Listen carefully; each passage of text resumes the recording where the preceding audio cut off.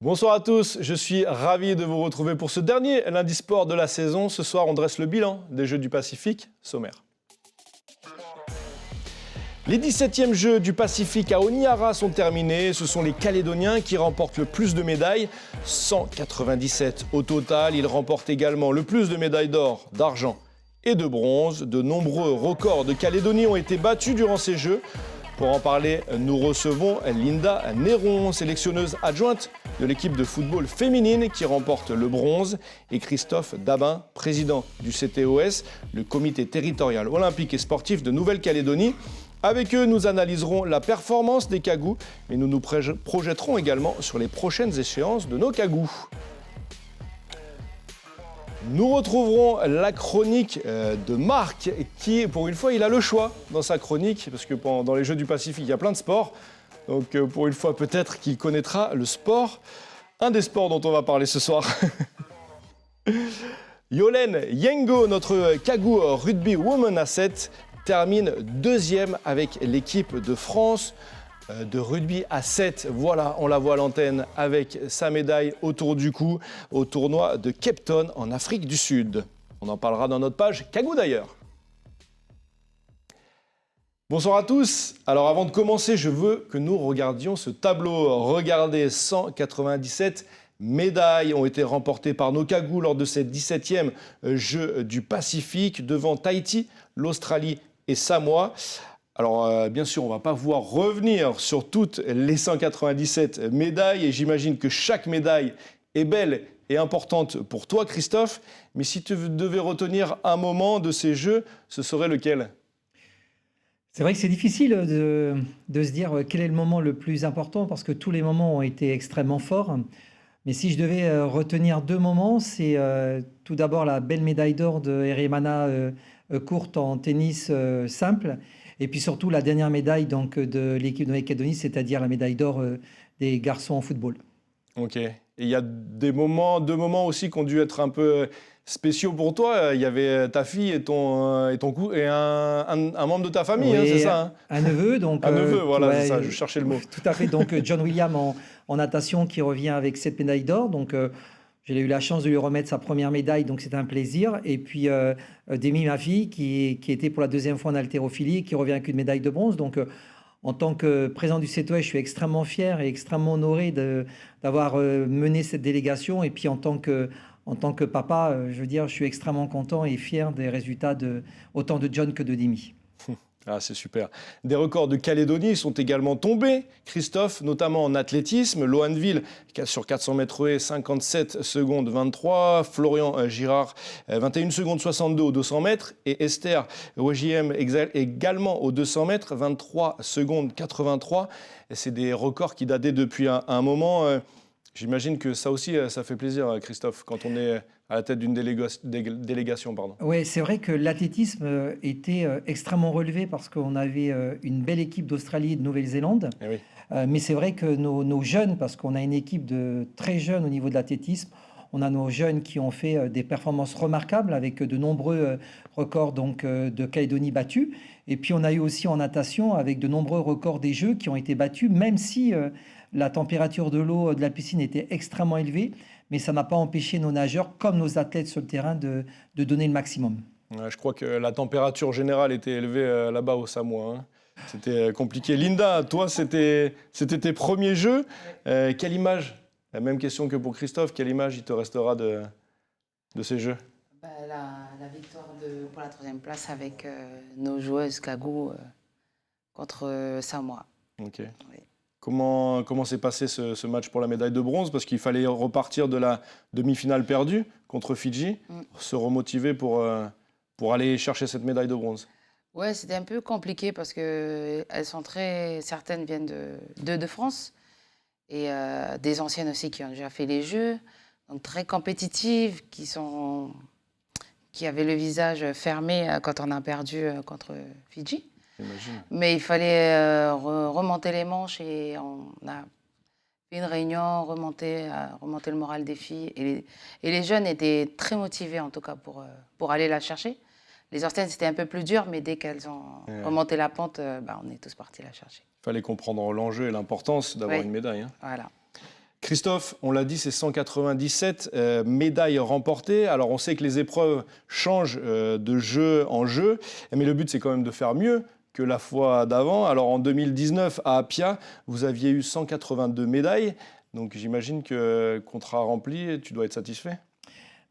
Contrat rempli parce qu'en plus, on vient avec beaucoup moins d'athlètes que ce qu'on avait amené à Samoa, avec une équipe extrêmement rajeunie parce qu'on a 65% de nos athlètes qui sont venus pour les premiers Jeux. Donc c'est vrai qu'on s'était donné comme objectif de battre et de gagner une nouvelle fois les Jeux. Mais c'est vrai que ce qui est le plus important, c'est qu'on avait fixé comme objectif la performance, je veux dire la compétitivité. Et là, on voit dans tous les domaines que cet objectif qu'on s'était fixé a été entièrement rempli par l'ensemble des athlètes. Oui, il y a très peu de disciplines qui n'ont pas fait de médaille au final. Toutes les disciplines, et je crois que c'est pour la première fois que ça arrive, c'est que toutes les disciplines, rien avec une médaille. Si on dit par exemple volley indoor avec beach volley, une médaille, football, 2 médailles. Donc chaque discipline revient avec une médaille, donc c'est quelque chose qu'il faut vraiment souligner. Alors on parle des sports collectifs, mais on va parler des sports individuels. La natation, plus gros pourvoyeur de médailles avec 58 médailles, 24 en or, 21 en argent et 13 en bronze. Derrière, on a le judo, 21 médailles, le karaté, 17 médailles. Christophe, sans ces sports individuels, c'est quand même pas la même chose, quoi. C'est vrai que quand on regarde, comme le disait Linda, le sport co, c'est qu'une médaille. Mais c'est tellement des belles médailles, le sport collectif. Mais c'est vrai que le nombre de médailles qui est attribué donc, en haltérophilie, en athlétisme, en natation, c'est vrai qu'on a de la chance d'avoir des disciplines individuelles dans lesquelles on est extrêmement performant. Parce que si on rajoute ces médailles, ces disciplines, on regarde celle du golf, où on a eu presque le carton plein, en voile, pareil. En karaté, donc, pareil. Et en karaté, avec 15 médailles sur 17 possibles. Oui. Donc, c'est vrai que les sports individuels sont les sports qui nous permettent vraiment de gagner ces jeux et de terminer en tête largement. Ok. Christophe, tu en as parlé tout à l'heure. Les Australiens et les Néo-Zélandais ont pris part à certaines épreuves. Il y a différents sons de cloche. Est-ce que c'est une bonne chose ? Alors c'est vrai que la première fois que les Australiens et Néo-Zélandais sont arrivés au jeu, c'était au mini-jeux après les mini-jeux de Wallis. Et c'est vrai que pour nous, on trouve que le fait d'avoir des Australiens et Néo-Zélandais, ça permet d'augmenter le niveau des jeux. Et donc, ça oblige l'ensemble donc, des athlètes océaniens à être de plus en plus performants, à avoir une préparation qui est la plus optimum possible. Mais c'est vrai qu'il faut qu'on soit extrêmement vigilant parce que avoir l'Australie et la Nouvelle-Zélande, c'est qu'il faut que l'Australie et la Nouvelle-Zélande soient dans des disciplines dans lesquelles, je veux dire, le niveau océanien est du même niveau que les Australiens et les Néo-Zélandais. Parce que si on arrive dans une discipline où les Australiens et les Hollandais sont extrêmement élevés, il n'y a aucun intérêt pour l'ensemble des athlètes de l'Océanie. Oui, si par exemple l'Australie débarque en rugby à 7, ça va être compliqué, quoi. Alors, ils viennent, mais par exemple, si on fait l'Australie qui vient en natation, je veux dire, quand on regarde le niveau de la natation australienne aujourd'hui, qui est un niveau, je veux dire, olympique, je veux dire, à un moment ou à un autre, il n'y a plus d'intérêt. Après, on pourrait se poser de l'intérêt qu'on pourrait avoir pour certains pays de venir donc, aux Jeux du Pacifique. Après, c'est ce qu'on fait nous en emmenant Lara Grandjean, Hugo Tormento, qui sont des champions internationaux. Oui, mais vous voyez, Lara n'était pas là il y a 4 ans à Samoa. Lara, elle a fait le choix de mettre un petit peu de côté pour venir représenter encore une nouvelle fois la Nouvelle-Calédonie. Donc c'est vrai qu'on a des athlètes qui sont de niveau international, mais quand on regarde dans les autres pays, on a aussi des athlètes qui s'entraînent à l'extérieur de leur pays, qui sont aux États-Unis, qui sont en Australie, qui sont en Nouvelle-Zélande, qui eux aussi sont d'un niveau international. Et donc ça veut dire que la Nouvelle-Calédonie n'est pas la seule aujourd'hui à avoir des athlètes qui viennent pour, je veux dire, donner le meilleur pour ces Jeux du Pacifique. Ouais, c'est une bonne chose en tout cas. Linda, ça dégoûte ou ça booste de voir les Australiens et les Néo-Zélandais dans sa discipline si vous y aviez dû les avoir, les rencontrer? Non, ça booste, au contraire, oui, pour élever le niveau. Même son de cloche que Christophe? Oui. Ok. Tout simplement, on veut de la concurrence. Eh oui. Très bien, merci à tous les deux. Je vous propose maintenant d'accueillir Marc pour cette dernière de l'année. À sa chronique un peu décalée, on l'accueille. Jingle tout de suite.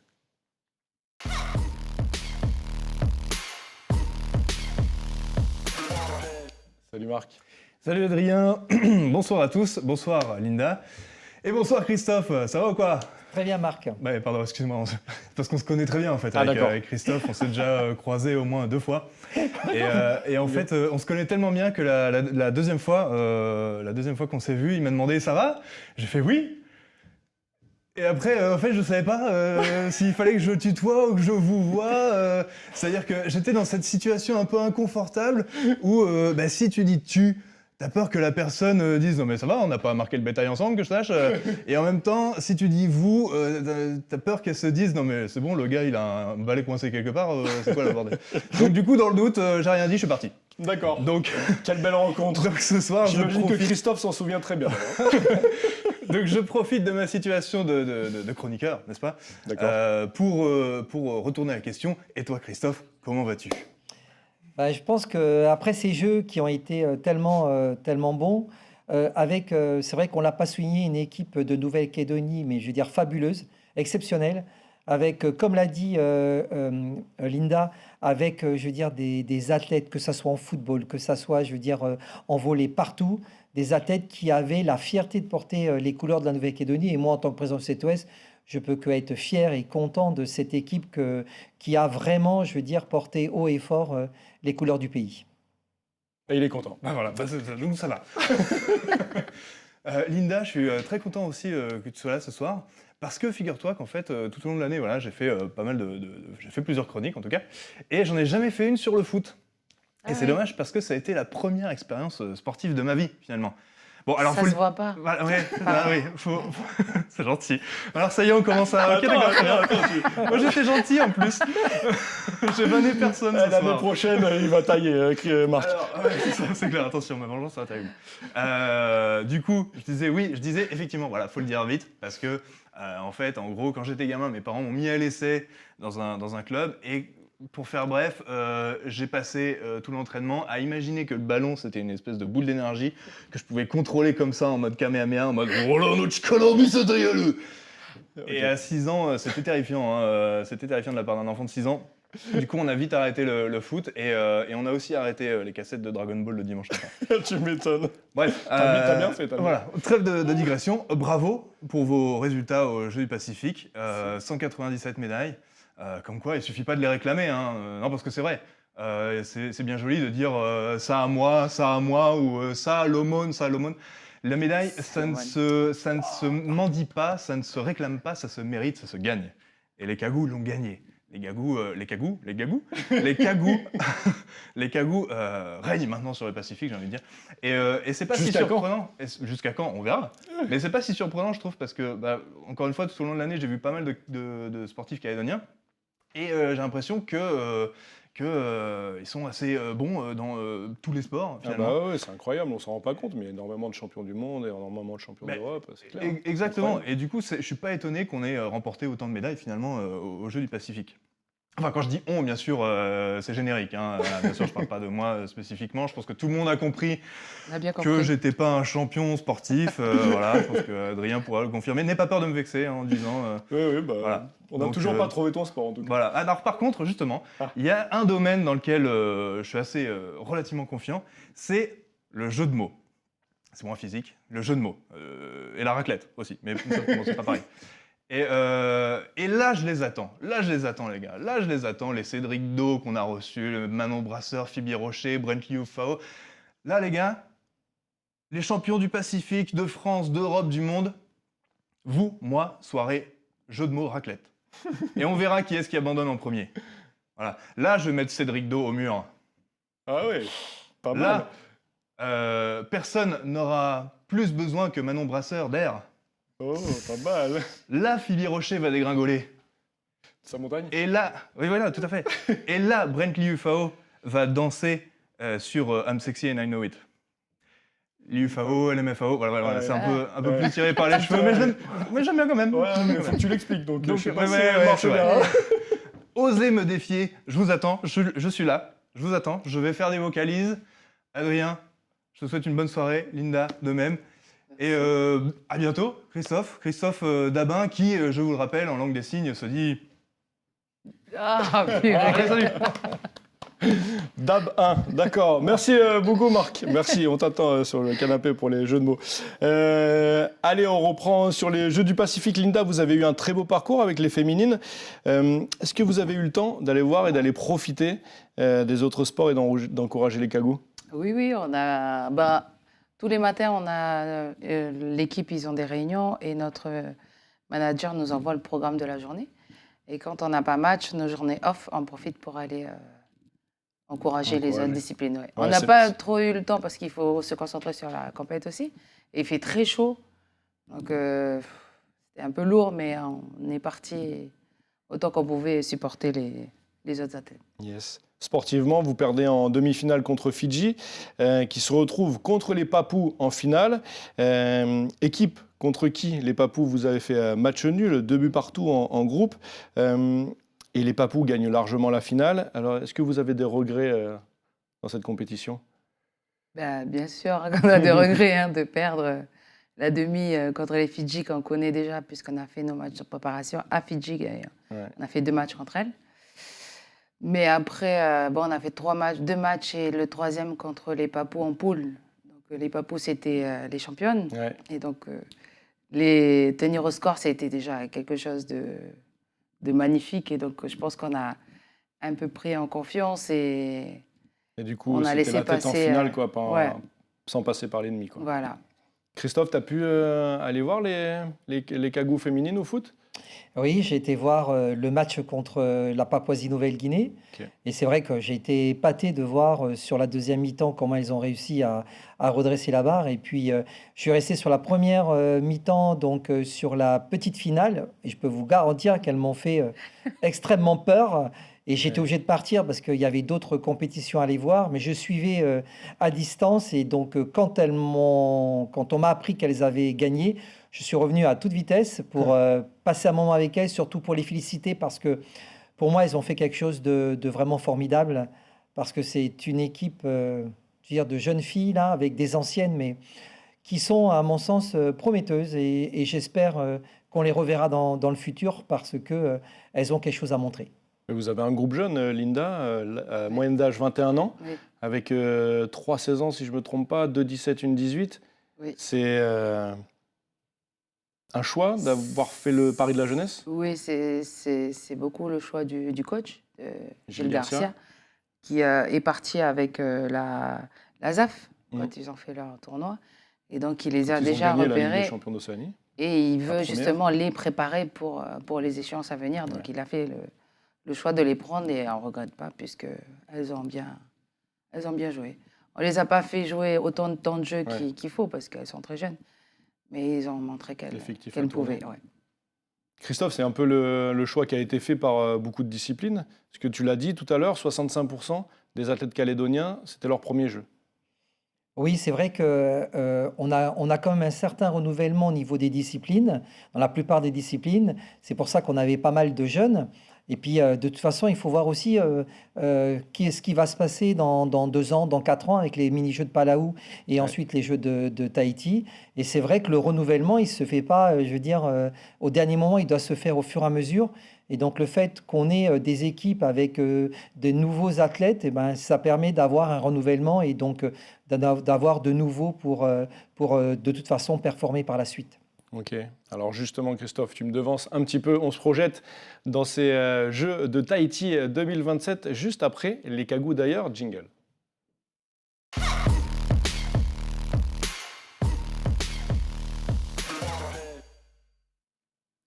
On parle de rugby à 7. Alors après avoir battu les Néo-Zélandaises en demi-finale du tournoi et après avoir été battu de peu contre les Australiennes dans un match très disputé, défaite 29-26 en finale, l'équipe de France de rugby à 7 enchaîne une deuxième très belle performance avec déjà une médaille de bronze obtenue à Dubaï la semaine dernière. avec notre Kagou, Yolène Yengo, qui porte le numéro 6.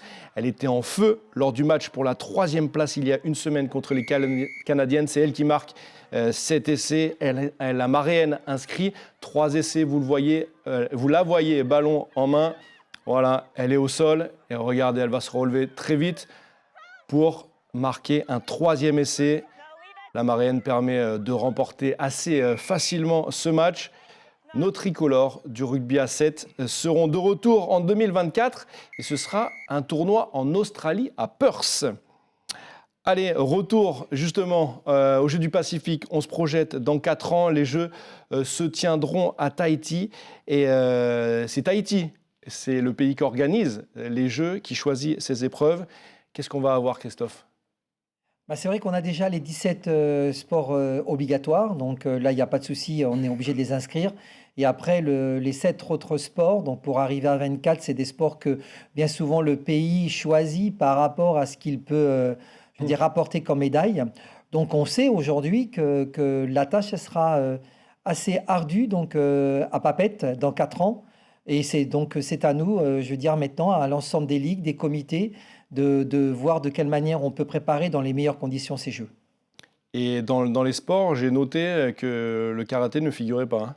Naturellement, le karaté est un sport optionnel. Et puis, pourquoi voulez-vous que Tahiti, inscrive le karaté alors qu'ils n'étaient pas présents pour ces Jeux de Salomon? Par contre, ils ont mis d'autres disciplines qui, pour elles, pour eux, sera beaucoup plus pourvoyeur de médailles.